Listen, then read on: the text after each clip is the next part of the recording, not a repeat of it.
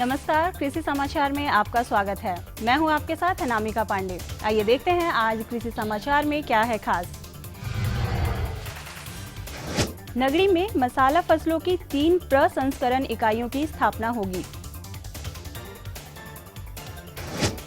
रबी फसलों की सिंचाई के लिए चेक डैमों से मिलेगा पानी। आज हमसे जुड़े हैं सफल किसान बालेश्वर महतो।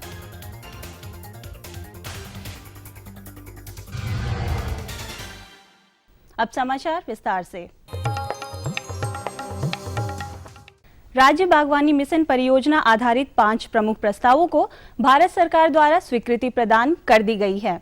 इनमें मसालों की कटाई के बाद प्रबंधन के लिए प्रसंस्करण की 3 इकाइयों को केंद्र द्वारा वर्ष 2013-14 के लिए स्वीकृति मिली है। इन तीनों इकाइयों की स्थापना रांची के नगरी में किया जाना है। पहली इकाई प्राथमिक संस्करण इकाई होगी, दूसरी मसाला प्रसंस्करण और तीसरी हल्दी प्रसंस्करण इकाई होगी।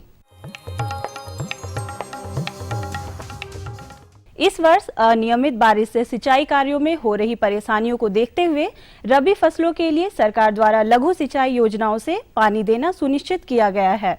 राज्य में लघु सिंचाई योजना के तहत कुल 1345 चेक डैम बनाने की मंजूरी मिली थी, जिसमें 1146 चेक डैम बन चुके हैं। इन्हीं चेक डैमों से कुल 15,000 हेक्टेयर खेतों में रबी फसल के लिए पानी उपलब्ध कराने का निर्देश दिया गया है। राज्य के किसान मशरूम की खेती से अच्छी कमाई करना चाहते हैं तो ओयस्टर मशरूम लगाएं। साथ ही इसके बेहतर उत्पादन के लिए कम तापमान और आवश्यक नमी भी बनाए रखें। जो किसान कम पूंजी में बिना खेत का उपयोग किए कृषि उत्पादन से आय पाना चाहते हैं तो वे ओयस्टर मशरूम की खेती करें। बाजार में इसकी मांग भी अच्छी है और कीमत भी। अभी रबी के मौसम में मशरूम की खेती करें। यहाँ के टेम्परेचर के अनुसार आप ऑयस्टर मशरूम की खेती करें, जिसमें कि तापमान को नियंत्रित रखा जाता है और उसके मॉइस्चर को मेंटेन किया जाता है।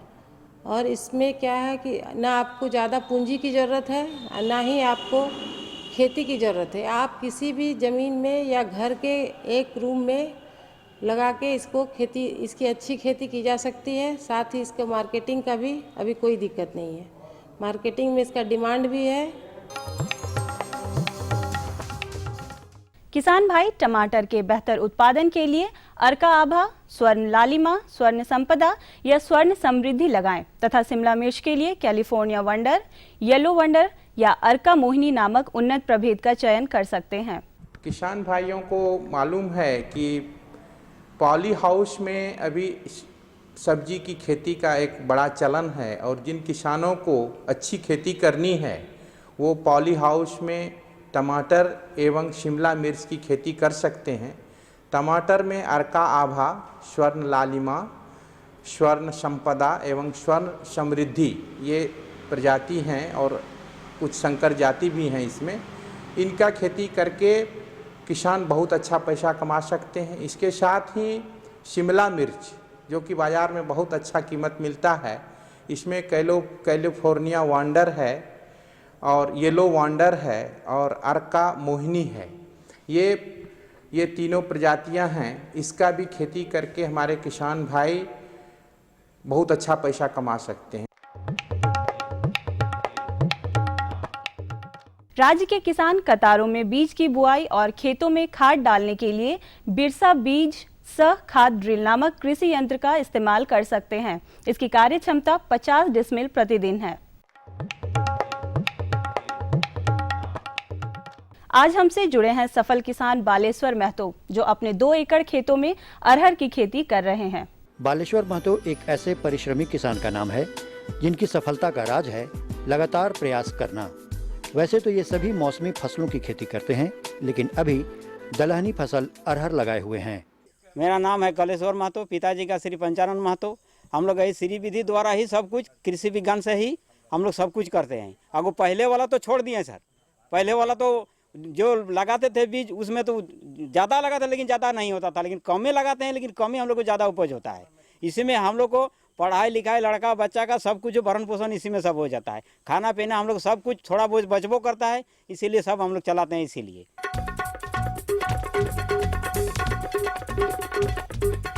और अब एक नज़र राज्य के 5 प्रमुख शहरों के मौसम के मिजाज पर। आज राज्य के 5 प्रमुख नगरों के अधिकतम और न्यूनतम तापमान कुछ इस प्रकार दर्ज किए गए। रांची का अधिकतम तापमान 25 डिग्री सेल्सियस और न्यूनतम 20 डिग्री सेल्सियस।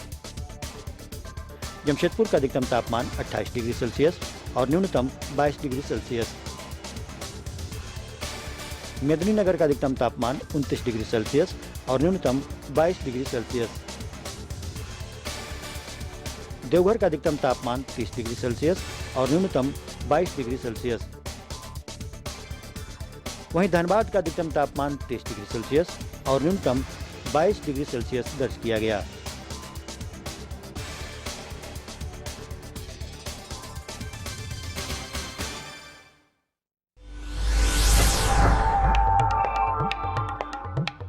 और अब मंडी भाव में आइए नजर डालते हैं अनाजों के भाव पर।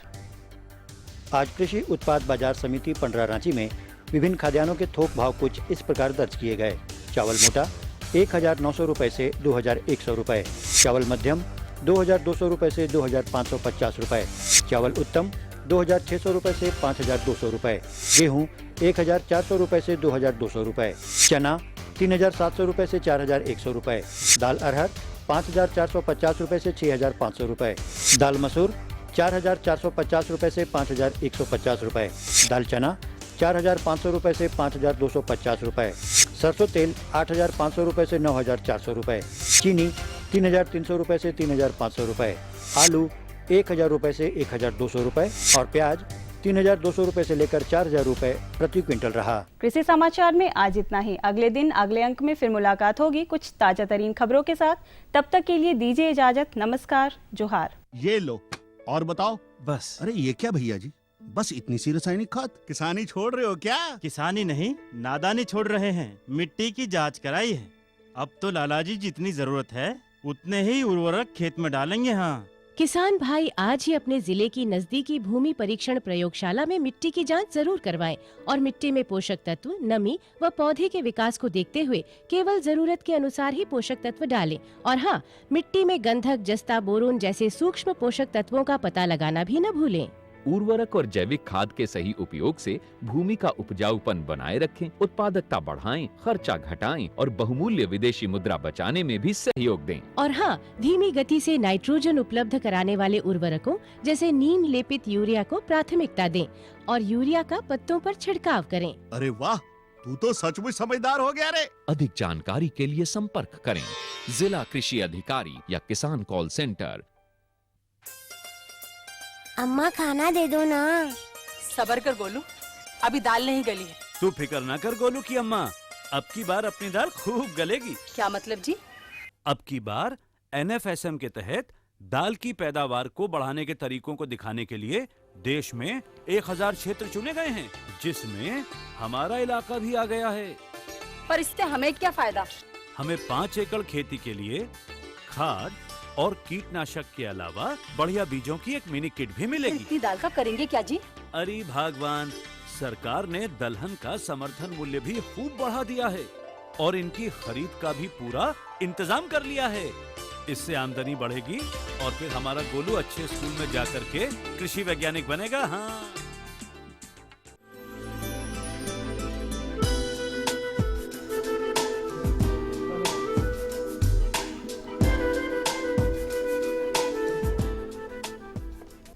नमस्कार।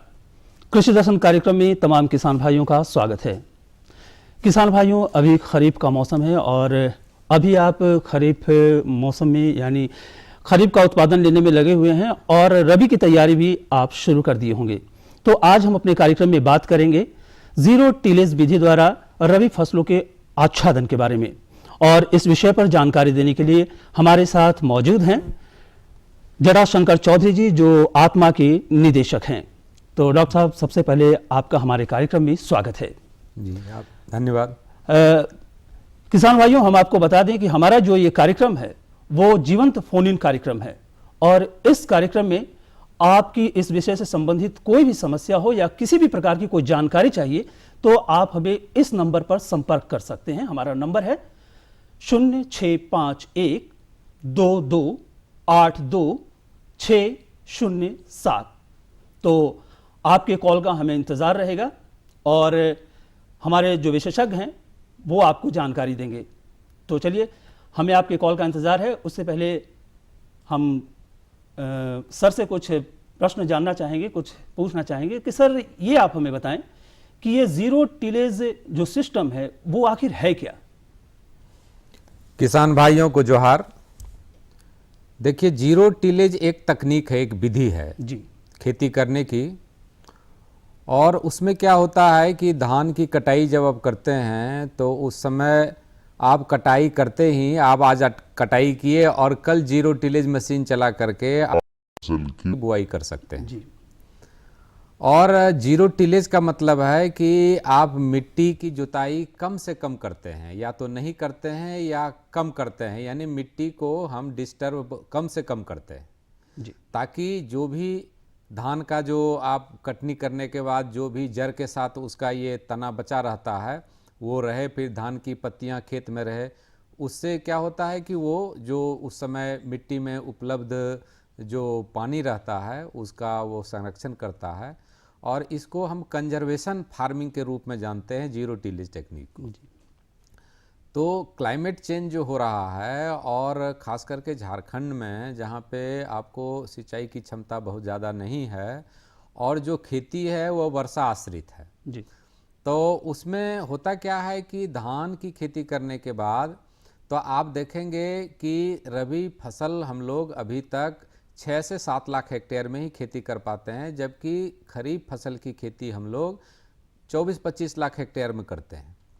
तो बहुत 1/4 से ज़्यादा ही खेत का आच्छादन हम लोग कर पाते हैं, और इस तरह से जो फसल सघनता है जिसको क्रॉपिंग इंटेंसिटी कहते हैं, वह जो राष्ट्रीय औसत है उसमें से झारखंड का कम है, उससे यदि आप तुलना करते हैं तो ये जो जीरो टिलेज तकनीक है यह ज़रूरी इसलिए भी है कि आप कैसे झारखंड में आप फसल सघनता को, क्रॉपिंग इंटेंसिटी को बढ़ा सकते हैं। फसल सघनता हुआ कि साल भर में एक खेत में अब कितनी दफ़ा फसल लेते हैं, उसी को हम लोग क्रॉपिंग इंटेंसिटी बोलते हैं। तो रबी में अधिक से अधिक क्षेत्र में यदि आच्छादन होगा तो फसल सघनता बढ़ेगी, एक खेत में आप अधिक से अधिक फसल ले पाएंगे और उससे किसानों का जो खाने की समस्या है वो भी दूर होगी, उसकी आमदनी भी बढ़ेगी। तो इन सब कारणों से और जो उपलब्ध जल है मिट्टी में उसका संरक्षण भी हो पाएगा, मिट्टी का संरक्षण हो पाएगा। इन सभी कारणों से जो जीरो टिलेज तकनीक है वह उपयोगी है। सर, हम ये जानना चाहेंगे कि झारखंड के लिए ये कितना उपयोगी है, खासकर झारखंड के लिए? हाँ जी, मैंने बताया आपको कि झारखंड में सिंचाई क्षमता की काफ़ी कमी है, और कमी रहने के चलते आपको जो रबी फसल होता है उस समय जलाशय में उतना अधिक पानी नहीं होता है और उतना जल स्रोत भी हमारे पास नहीं है, क्योंकि झारखंड का जो ज़मीन है वह अंडुलेटिंग टोपोग्राफी है। तो उसमें क्या होता है कि सिंचाई क्षमता आप ज़्यादा बढ़ा भी नहीं सकते हैं, तो वर्षे के पानी को संरक्षण करें, या आप जो जीरो टिलेज तकनीक है जिसको हिंदी में शून्यकर्षण तकनीक बोलते हैं जी, तो इसको करने से क्या होगा कि रबी में आप आच्छादन बढ़ा सकते हैं। क्योंकि यदि आपको धान का कटाई करके 10-12 दिन आप छोड़ देते हैं तो मिट्टी में जो उपलब्ध नमी रहती है वो आपको सूरज के प्रकाश में वो फिर सूख जाती है, तो फिर आप कोई भी फसल उसमें नहीं लगा सकते हैं जब तक कि उत्तम सिंचाई सुविधा आपके पास उपलब्ध नहीं हो। तो इस लिहाजन झारखंड के लिए यह तकनीक बहुत उपयोगी है यदि रबी का आच्छादन हम बढ़ाना चाहते हैं। तो हम ये भी जानना चाहेंगे कि जो ये तकनीक है वो किन किन फसलों के लिए उपयोगी है? देखिए, रबी में मुख्यतः हम लोग यहाँ पे आपको तेलहन में आपको सरसों राई की खेती करते हैं, दलहन में आपको चना की खेती करते हैं, मटर की खेती करते हैं, मसूर की खेती करते हैं। गेहूं में अधिक सिंचाई की ज़रूरत पड़ती है, इसलिए गेहूं का फसल उगाने के लिए हम लोग उन खेतों में कहते हैं जहां पे आपको नीची ज़मीन है जी, ताकि वहाँ पे ज़्यादा मिट्टी की नमी उपलब्ध रहती है और आपको जीरो टिलेज तकनीक से आप गेहूं के भी खेती कर सकते हैं जी। उसमें क्या है कि आपको अतिरिक्त सिंचाई आपको उस समय देने की ज़रूरत नहीं पड़ती है और आप उसमें दलहन और तेलहन की भी खेती कर सकते हैं। डॉक्टर साहब, किसी किसान भाई का अभी कॉल आ रहा है तो हम उनका कॉल भी ले लेते हैं। जी जी। हेलो। हाँ, नमस्कार। नमस्कार सर। नमस्ते। किसान भाई, आप कहाँ से बोल रहे हैं? हमारे विशेषज्ञ मटर लगाना चाह रहे हैं, समझ गए। रबी का फसल है तो अच्छे लगाने से भी अच्छा हो, लेकिन बारिश का मौसम है। जी। तो यदि आप मटर की खेती करना चाहते हैं तो उसको भी जीरो टिलेज तकनीक से आप कर सकते हैं। और जीरो टिलेज तकनीक से विधि से खेती करने से क्या होता है कि आपको अतिरिक्त सिंचाई क्षमता नहीं भी है तो धान की कटाई करने के बाद दूसरे दिन आप जीरो टिलेज मशीन से आप उसकी बुआई कर दीजिए तो मटर जम जाएगा और इसको आसानी से मटर की खेती आप कर सकते हैं। और बाद में क्या होता है कि फिर एक दो रबी में वर्षा हो जाती है और उसी से फसल की सिंचाई हो जाएगी और मटर की फसल अच्छी तरह से शून्य कर्षण तकनीक से जीरो टिलेज तकनीक से आप खेती कर सकते हैं। जी। सर, हम ये जानना चाहेंगे कि ज़ीरो टिलेज जो सिस्टम है, जो तकनीक है, ये जो तकनीक एक मशीन का हम लोग उपयोग करते हैं, तो ये मशीन कहाँ मिल सकता है और किसान भाइयों तक कैसे वो पहुँचे? देखिए, जीरो टिलेज मशीन जो है यह अनुदानित दर पर सरकार के कार्यक्रम में शामिल है। आप राष्ट्रीय खाद्य सुरक्षा मिशन का कार्यक्रम है भारत सरकार का, इसमें भी आपको जो भी राष्ट्रीय खाद्य सुरक्षा मिशन जिले से आच्छादित जिले हैं, चाहे धान से हों चाहे दलहन फसल के लिए हों, उसमें ये 50% अनुदान पे, अनुदान की अधिकतम सीमा 15,000 रुपया है और ये हर जिले में उपलब्ध है जो कि खाद्य सुरक्षा मिशन से आच्छादित हैं। जी। जो जिले झारखंड के खाद्य सुरक्षा मिशन से आच्छादित नहीं भी हैं तो आपको भूमि संरक्षण जो हमारा निदेशालय है उससे यह योजना कृषि यांत्रिकीकरण की लागू की जा रही है और अनुदान पर यह उपलब्ध है। तो इसमें जो शून्य जीरो टिलेज मशीन है उसमें कोई मशीन है जिससे कि आपको सीधे बीज की बुआई करते हैं। इसमें सीड कम फर्टिलाइजर ड्रिल भी आता है जिसमें कि आप उसमें फर्टिलाइजर भी दे सकते हैं और इसमें जो भी आपको फसल लगाना हो उसके हिसाब से ड्रम में एडजस्ट करने का रहता है ताकि कितना बीज गिरेगा। तो ये फसलवार अलग अलग होता है। गेहूं की बुआई करना है तो उसका आपको जो पंक्ति से पंक्ति की दूरी अलग होती है, कितना बीज कितना जगह गिरना चाहिए उसको एडजस्ट करना पड़ता है।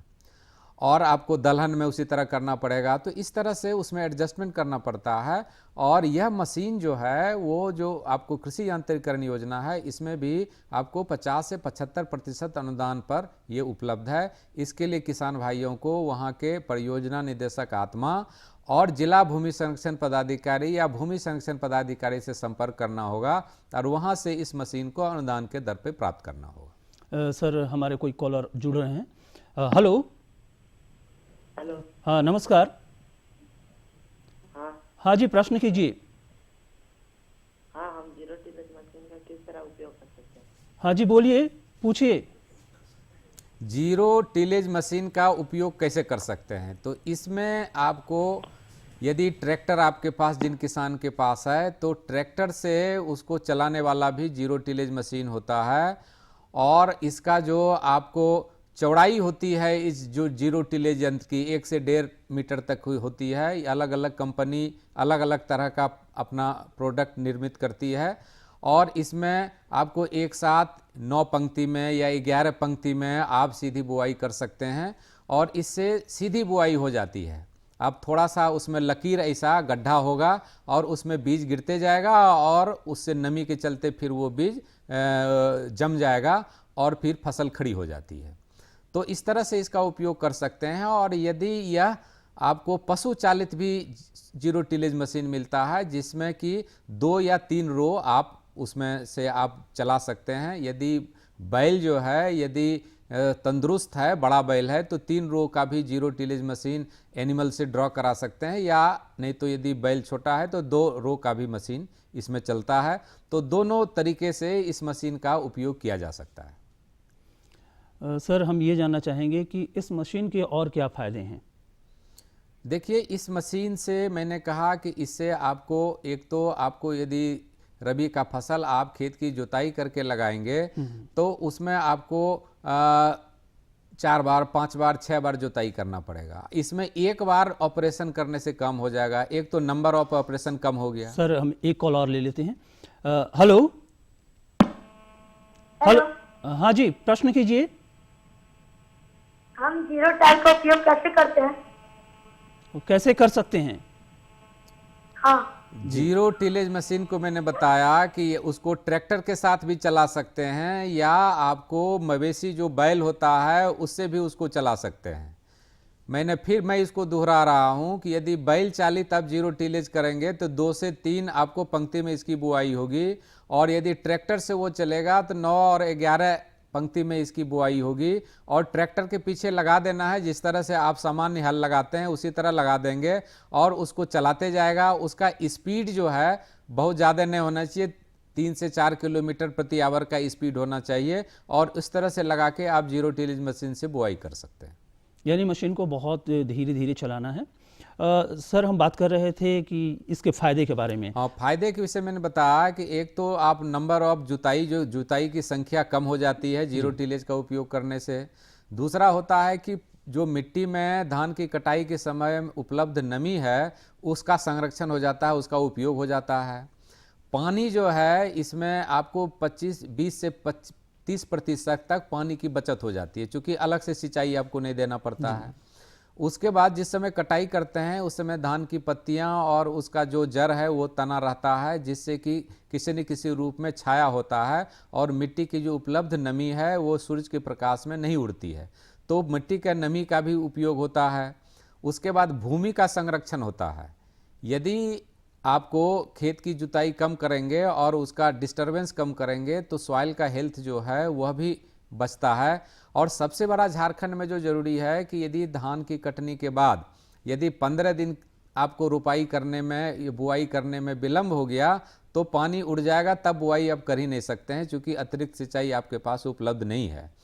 तो सबसे बड़ा आपको बुआई का जो समय जो है उसको भी कम कर देता है और जल्दी आप बुआई कर सकते हैं। यहाँ पे हम एक बार फिर से आपको रोकना चाहेंगे, हमारे कोई कॉलर हमारे साथ जुड़ रहे हैं। हेलो हेलो, हाँ नमस्कार, हाँ प्रश्न कीजिए। जी रबी कब?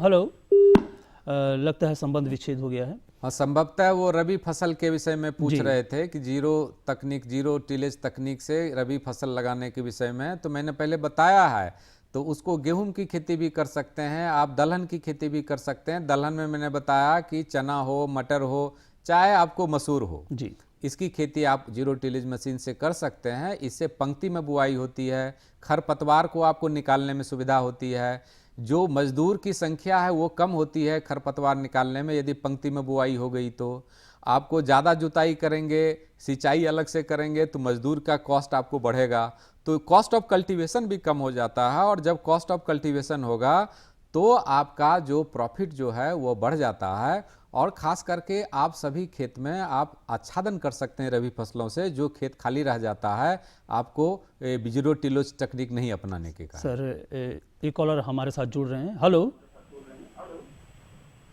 हेलो हेलो, हाँ जी नमस्कार। हम विश्वजीत बोल रहे सर जी। हाँ, अपना प्रश्न पूछिए। कहाँ से बोल रहे सर जी? हाँ जी, पूछिए, अपना प्रश्न पूछिए। हम बोल रहे हैं सर जी। हेलो, हाँ जी बोलिए, आपकी आवाज हमें सुनाई दे रही है। तो जो बोल रहे हम सर जी कि आपका जैसे हेलो हेलो, हाँ हेलो, आपकी आवाज सुनाई दे रही है, पूछिए, प्रश्न पूछिए। मेरा आवाज नहीं सुना जा रहा है हमको। सुनाई, आपकी आवाज हम तक पहुंच रही है, आप प्रश्न पूछिए। अच्छा। हमारा संपर्क उनसे टूट चुका है। हेलो। हाँ हेलो। उनसे संपर्क हमारा टूट गया है। और सर, हम बात कर रहे थे कि ये मिट्टी पर इसका क्या प्रभाव पड़ता है? मिट्टी पे प्रभाव पड़ता है कि चूंकि आपको पहले वाले फसल का जो पत्तियां हैं, जो ऑर्गेनिक मैटर है, वो रह जाता है, और वो आपको जब फसल लग जाता है तो फिर उसको मिट्टी में मिलने की अधिक ये संभावना, वो सूखती नहीं है। और इससे जब मिट्टी में ऑर्गेनिक मैटर मिलेगा तो सॉइल का हेल्थ भी बढ़ जाता है और आपको फर्टिलिटी भी सॉइल का बढ़ता है यदि आप शून्यकर्षण। इसीलिए इसको कंजर्वेशन फार्मिंग और कंजर्वेशन एग्रीकल्चर बोलते हैं, संरक्षित खेती। इसलिए इस तकनीक को उस श्रेणी में हम लाते हैं। सर, हम ये भी जानना चाहेंगे कि छिड़काव विधि से जो हम, लेकिन हम उससे पहले एक कॉलर को ले लेते हैं। Hello hello hello. संपर्क टूट गया है। हम ये जानना चाह रहे थे कि जो छिड़काव विधि से हम लोग खेती करते हैं और इस तरह से जो टिलेज विधि, जो आपने तकनीक की बात की है, वो दोनों में अंतर क्या है? देखिए, दोनों में अंतर यह है कि यदि आप सीधे आप छीटा विधि से खेती करते हैं तो छीटा विधि आप उसमें रबी के समय में जो मिट्टी गीला नहीं है जी, यानी आप जब बीज फेंकते हैं तो जब मिट्टी के गीलापन में वो दब नहीं जाता है मिट्टी में, तब तक वो जर्मिनेट नहीं करेगा, वो अंकुरित नहीं होगा। यदि मिट्टी सूखा है तब आपको 0 टिलेज चलाना पड़ेगा, तभी वो अंकुरित होगा जी।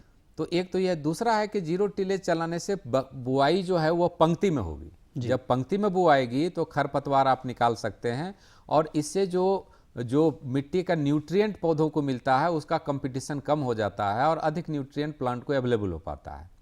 इस तरह से पौधों में आपको वृद्धि अच्छी होती है और उपज भी अच्छी होती है, तो ये फ़ायदा है। और यदि आप छीटा विधि करते हैं तो एक तो सब ज़मीन में कर नहीं सकते हैं, और यदि करते भी हैं तो आपको फिर खरपतवार निकालने में आपको कठिनाई होगी, उससे फसल को भी नुकसान होता है। और इसके साथ साथ बीज की क्या बचत होती है? बीज की बचत होती है यदि आपको छीटा विधि से लगाते हैं तो आप यदि समझिए कि यदि किसी चीज़ के लिए आपको 1.25 गुना बीज आपको कम से कम ज़्यादा देना पड़ेगा, और यदि आपको पंक्ति में करते हैं तो बीज दर भी जो है वो कम हो जाता है। कम बीज में ही आप 1 हेक्टेयर की बुआई कर सकते हैं, तो ये भी फायदा है। बीज कम हो जाता है, आपको पानी का नमी का उपयोग हो जाता है, कॉस्ट ऑफ कल्टीवेशन कम हो जाता है, लागत मूल्य, और उपज बढ़ जाती है। तो 5-10 से 10% उपज बढ़ जाती है। और खासकर झारखंड में तो वो अतिरिक्त फसल के रूप में किसानों को मिलेगा। अभी भी जो श्री विधि की तकनीक हम लोगों ने धान के खेत में, और जो संकर धान का प्रचार प्रसार हुआ है और किसानों को फायदा दिया जा रहा है विभाग की ओर से, इससे किसानों की उपज बढ़ी है। और अब जिस किसानों को 7-8 महीने का अनाज होता था उसको अब सालों भर का अनाज होने लगा है, और जब ये अतिरिक्त फसल होगा तो उसको अलग से आमदनी होगी। चलिए, जटाशंकर चौधरी जी ने किसान भाइयों को काफ़ी अच्छी जानकारी दी टिलेज सिस्टम के बारे में, और हम उम्मीद करते हैं किसान भाइयों कि आप इस सिस्टम का, इस तकनीक का प्रयोग करके आप रबी फसलों का आच्छादन करेंगे और अच्छी उपज प्राप्त करेंगे। तो इसी के साथ हमें दीजिए इजाज़त। नमस्कार।